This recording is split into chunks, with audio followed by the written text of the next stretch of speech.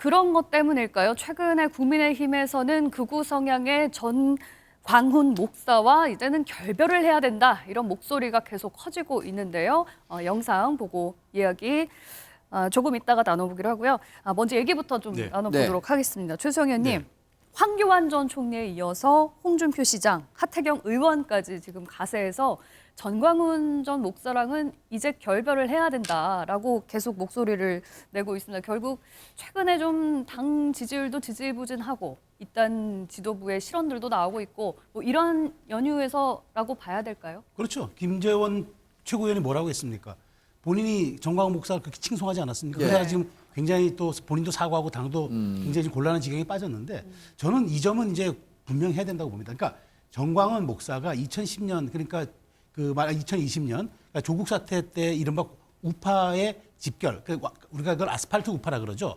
그 광화문 시위를 주도하면서 분위기를 이끌었던데 전광훈 목사가 기여한 점 분명히 있을 거예요. 그렇지만 목회자로서 거기까지 가야죠. 왜냐하면 그 이상 가게 되면은 목회자가 정치에 개입한다? 자, 황교안 대표가 뭐라 했습니까? 네. 우리의 상식을 뛰어넘는 요구를 했다는 거 아니에요? 두 자릿수 공천을 요구했다는 네. 거예요.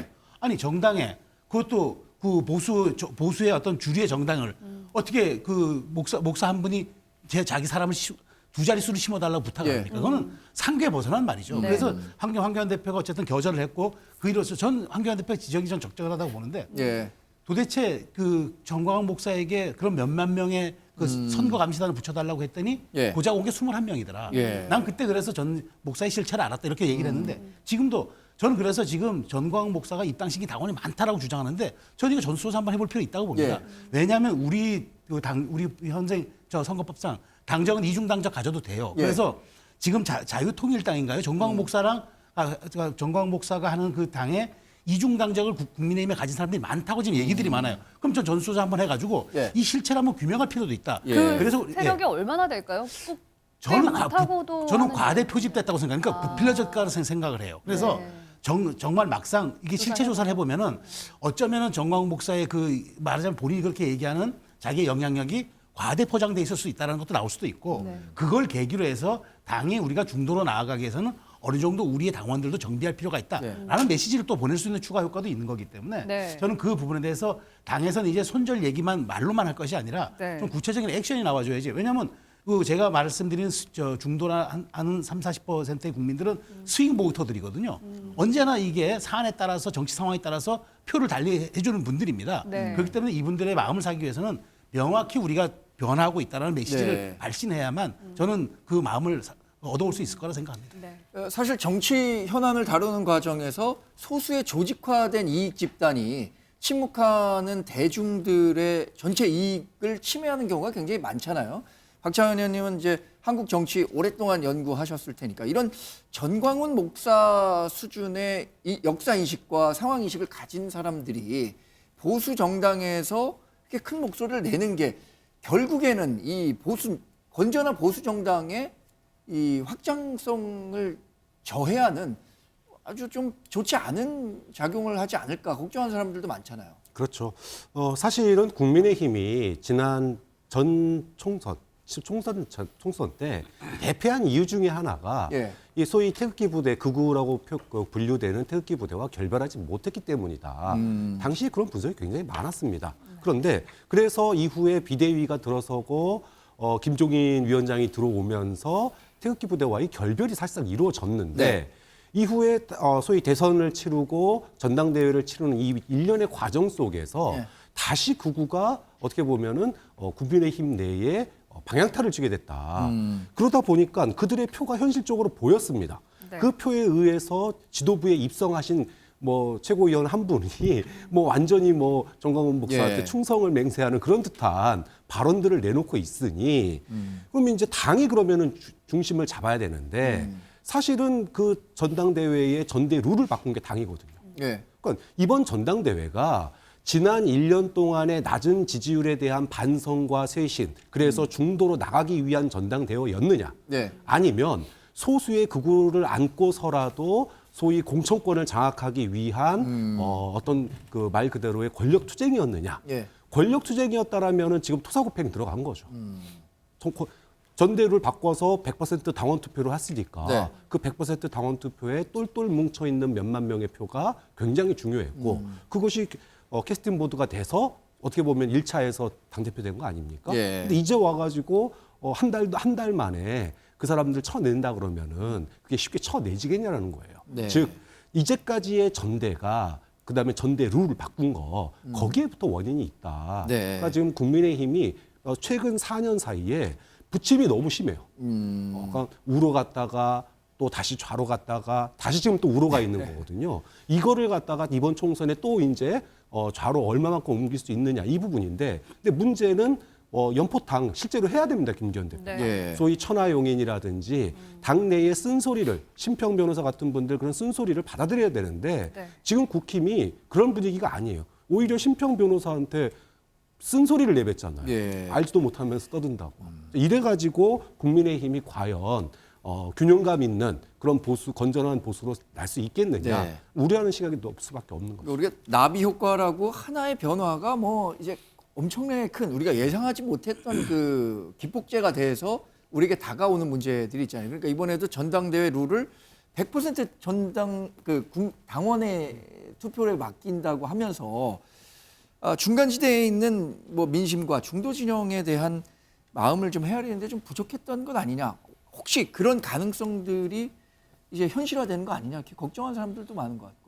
어느 정도 영향을 미칠 수 있다라고 생각이 듭니다. 왜냐하면 이게 투표권자가 당원만을 상대로 하다 보면 아무래도 당원들의 입맛에 맞는 얘기를 꺼낼 수가 있고 예. 또 그게 당원의 구성을 고려할 수밖에 없거든요. 그래서 여론조사 부분이 반영되지 않게 룰 개정이 된 게 영향을 끼칠 수는 있죠. 근데 저는 용어 사용과 관련해서 정광훈 목사를 극우 인사라고 표현한 거는 적절하지 않다고 봐요. 왜냐하면 뭐 극우를 개념 짓는 여러 가지 정의가 있을 수 있겠습니다만 네. 극우라고 표현되려면 대표적인 게 극단적인 민족주의를 내세우는 경우에 그렇거든요. 근데 제가 알기로는 우리나라에서 극우 세력은 주체 사상파만 극우 세력이에요. 그러니까 외세 배격과 우리 민족끼리를 극단적으로 내세우는 네. 주사파가 사실은 극우 세력인 이거는 것이고 이제 김영남 의원님 네, 뭐제 개인적인 개인적인 네. 정의이기도 하고 네. 과히 틀리다고 생각을 안 합니다. 근데 다만 극단적인 주장을 한다고 해서 다 극우는 아닌 것이죠. 근데 정광훈 목사가 입당을 권유해서 들어온 당원들이 적어도 10,000단위 이상은 되는 것 같아요. 왜냐하면 예. 이게 입당 과정을 보면 시도당에 입당 원서가 제출되는 경우도 있고 각 지역의 당협에 입당 원서가 들어오는 경우도 있는데 예. 이 추천인 명란에 전광훈이라고 쓰여 있는 입당 원서가 당협별로 100장 이상은 있다고 하거든요. 그러면 적어도 몇만 명은 된다는 거예요. 그러니까 전당대회에서 이 1등으로 당선된 최고위원과 예. 4등까지 이제 뽑히는데 예. 5등으로 떨어진 사람들 간의 득표율의 차이를 보면 1등하고 5등 간에 한 6%밖에 차이가 네. 안 납니다. 그러니까 거의 1, 2%로 붙어 있다는 얘기거든요. 그러다 보니 몇만 표를 움직일 수 있다고 생각됐던 정광훈 목사에게 가서 도와달라고 네. 부탁한 최고위원 후보들이 있었던 것으로 보여요.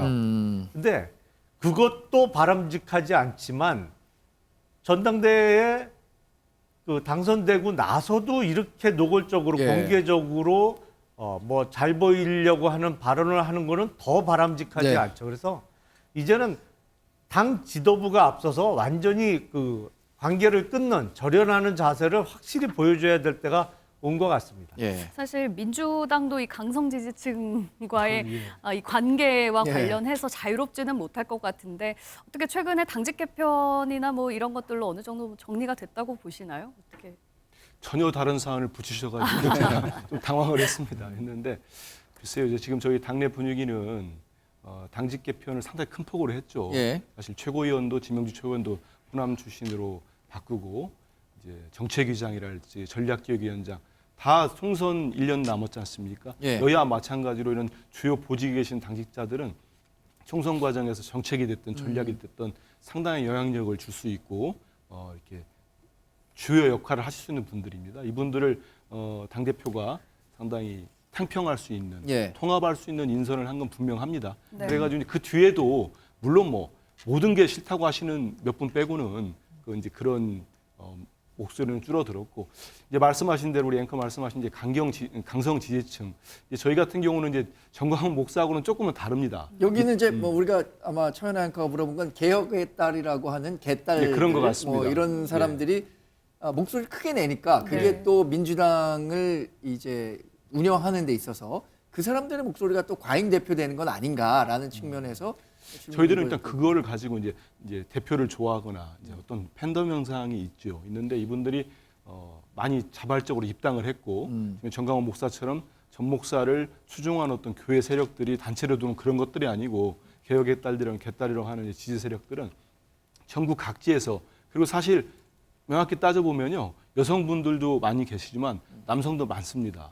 그래서 이제 통칭해서 이제 개혁의 딸이라고 하고 있는 건데 여러 이제 분류들이 있죠. 그분들은 이제 최근에 들어서 이제 당 대표도 그렇고 여러 지도부에서 당의 단합과 이렇게 통합을 해칠 수 있는 행위는 자제돼야 된다. 예. 대표만 해도 제가 알기로는 10여 차례 이상 메시지도 계속 냈고, 어떤 비명계라고 지칭되는 의원들을 사무실 앞에 가서 시위를 한다면 그 역시 강도 높게 비판하고, 예. 이른바 뭐 문재인 전 대통령을 비판하는 웹잡으로 올렸을 때는 이건 사법 처리된다. 조사까지 당에서 진상 조사를 해봐라. 네. 지시까지 했습니다. 그 이후로 이제 어떤 자제하는 분위기도 있고요. 사실 진짜로 당 대표와 민주당을 사랑하는 분들은 그렇게까지 과격하지 않습니다. 네. 그러지 않고 저희들이 볼 때는 좀 다른 분들이 이렇게 하지 않나 싶은데요. 네. 좀 지금의 국민의힘의 정광훈 목사랄지 이런 분들과 이렇게 자발적으로 당대표나 민주당을 좋아해서 입당하신 분들하고 좀 결이나 성향도 다르고 예. 하시는 행동도 많이 다르다. 예. 지도부 선거에 이렇게 영향력을 해서 누굴 당선시키고 그렇게 안 합니다. 네. 알겠습니다. 말씀하는 거 들어보니까 민주당은 개딸하고 절연하기는 좀 힘들어 보입니다. 그런데 이 역사적으로 보면요, 소수의 아까 말씀드렸던 것처럼 소수의 단합된 큰 목소리를 내는 사람들이 침묵하는 다수의 이익을 침해하는 경우가 굉장히 많았기 때문에 결국 그것을 어떻게 극복하는 과정이냐가 이게 역사의 이 뭐 발전 이런 것들을 가져왔다고 봐야겠죠.